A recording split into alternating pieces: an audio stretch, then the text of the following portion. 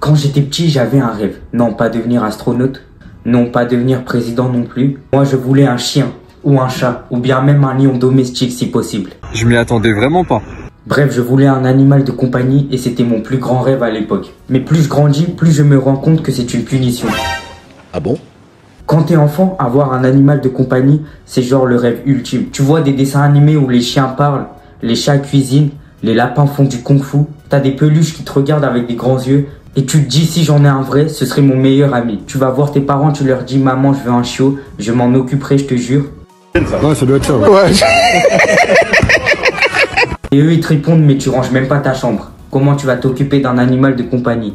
J'étais là en train de dire, ouais, mais un chien, c'est pas pareil. Maintenant que j'ai grandi, je sais que c'est pareil, mais en pire. Parce que la chambre, elle fait pas caca dans le salon. Oui, c'est clair. Et moi, comme mes parents ne voulaient pas de chien ni de chat, j'ai eu rien du tout.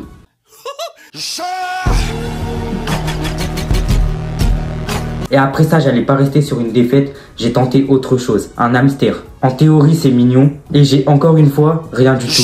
En grandissant, j'ai compris que les animaux, c'était comme des responsabilités. Déjà, faut les nourrir, tous les jours, même quand t'as la flemme. Bah ouais, logique.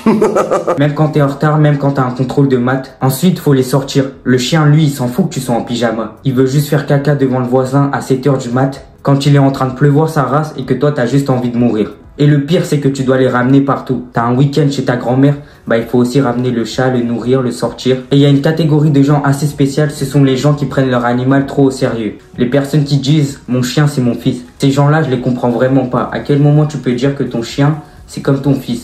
Genre tu l'as mis à l'école maternelle ou quoi? Tu lui as acheté une trousse? J'ai un pote, son chien il a plus de vêtements que moi. Je suis arrivé chez lui, son pitbull avait un pull Gucci.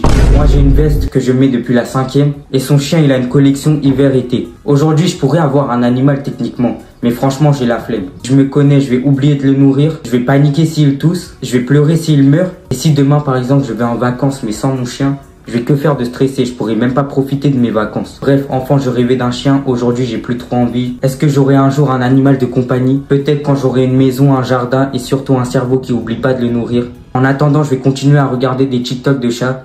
C'est pareil mais sans les poils à aspirer. Merci d'avoir regardé la vidéo, dites-moi en commentaire si vous avez un animal de compagnie. On se retrouve très bientôt pour de nouvelles vidéos. Au revoir.